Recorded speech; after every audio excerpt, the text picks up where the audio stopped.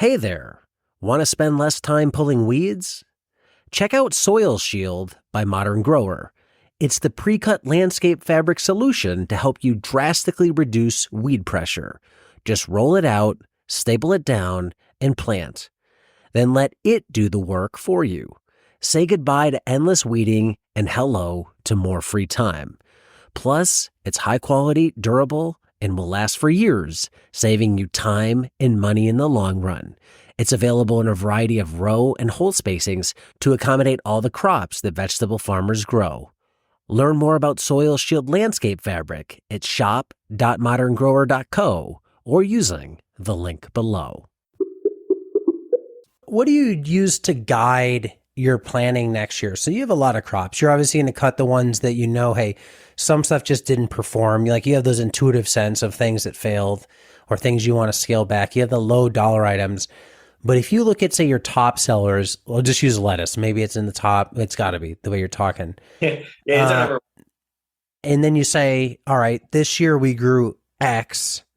Let's say it's $20,000 worth of lettuce. Do you assume next year you're going to sell $22,000, 10% more of the crop? Or do you assume it's going to be the same? Because if you're not growing your farm and you're going to expand production of your top stuff, you have to have something go away to give yourself more room to grow that. So how do you visualize and plan out for the best selling items? Do we maintain or increase production? This year, it's pretty easy.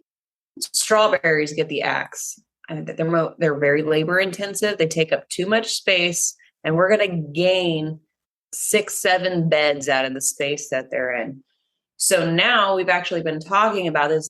What do we fill that with? And the biggest demand is with the lettuce. Yeah. So we're most likely going to fill that with lettuce. Yeah, we're looking to, like what I was telling you earlier, where when it starts to drop off, like we can start planting more of it, filling in those areas to fill that void. Because when we were moving that 150 pounds a week or whatever, I feel like we could consistently do that the whole year. We just have to be able to generate it by seeing, gosh, I've got years of line charts that show trends in sales and weeks and stuff. So it's easy to, once you put that together, to be able to start visualizing very easily, okay, this is where we need to start filling in these areas with more of those things. And when we're going to cut back garlic from 4 or 5 beds, like 25-foot beds, to 1, now that right there does it. And like she said, we're gonna completely revamp the strawberry area to put in 6 beds. So that opens up the area for it. And again, sometimes we just do things sarcastically with, let's make this ginormous pile of whatever and see what happens. We'll be able to fill that in with that.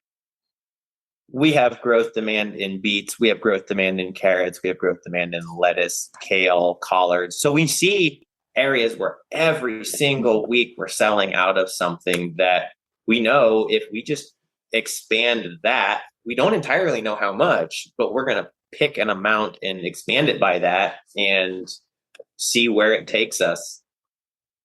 It sounds crude with all the data we have, but sometimes when there's an unknown out there, you don't know how much to expand it. So you take what you think, okay, this is a manageable increase. And yes, we like to take, this year we're on pace to make $80,000. And then next year is going to be exciting. We're looking to make $100,000.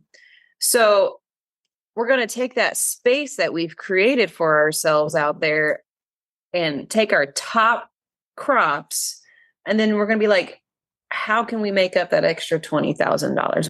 What crops have we not hit the tops on? And go from there. And lettuce is really versatile. Like, you can make different mixes. Not everybody wants summer crisp all week, all year long. So you can create your own mixes and keep it fresh. I think that's the way we're going to go next year. Yeah, we see, because we have an item we call Green Supreme, which is it's just a mix. of what we have. And we're looking into growing small amounts of some other greens so we can continue to grow a green supreme all year round. Because when it really just streamlined into summer crisp for the year, we had about a month there where we didn't even offer. Oh no, I take that back. 1, 2, 3, 4, 5, 6, 7. 8. There was 9 weeks where we just didn't even have a green supreme. So if we can increase our lettuce production, we can still fill those areas where we sold out and we just didn't have any to offer to those people the last hour, hour and a half, whatever.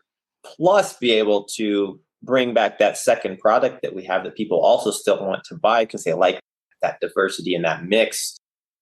Just looking at this big open gap in the sales data tells us that just by filling it in with more lettuce is going to be, that's going to be a big step up for us in itself. Yeah, I love that analysis right there, because I think you could easily say, hey, we're not selling enough. Let's grow more, add more crops, add more land. When it's like, hey, stop, pause. Let's look at what we're growing, when we're growing it, when demand is, and are we meeting demand when it's there? And if not, it's filling in the gap. So that's where zooming into the data like you're doing, I think really makes a big difference, because if you just looked at the top line, hey, we sold this much lettuce, that's a ton. I don't know that we could sell more, but then it's, oh, we sold this much, but there were holes where we didn't have it in these periods. Mm-hmm. We can assume demand is probably constant through that time. So as long as we can produce it, we can sell more and increase sales by plugging in some of the leaks in the dam. Yep. That pretty much sums it up right there. Yeah. We don't anticipate to actually grow on any more land. We want to be the most efficient on what we have, because if there were some beds that got a little away from us this year, and if we can't manage that, how are we going to manage more? And again, a lot of that came back. We dialed it back and found out that it was because of strawberries. We had a week this summer where we didn't have carrots. And we're like, how in the world do we not have carrots this week? I went back 10 weeks and sure enough, it was right in the middle of strawberry season. We were so in the berries that we completely missed that. And that's when the weed pressure is really hard. And we played some catch up, and we paid somebody a couple $100 to come out and clean up this area that we wanted to revamp this year. And shoot, by the time we figured what we lost in a carrot crop and we paid in labor, we determined we actually lost money on strawberries because of that. Being able to go back and look at those sorts of things makes you realize, oh, wow, this, as much as people love strawberries, they absolutely love them. Just because somebody wants something doesn't mean it's always something you should be doing. Right. Hello, growers. Looking to turn your homestead into a profitable business? Or are you a farmer looking to boost your sales? Check out my book, Sell Everything You Grow. This book is the ultimate guide to choosing the right farm business model that fits your farm, time, and location. Discover which model has the highest profit margins and why diversification is so important.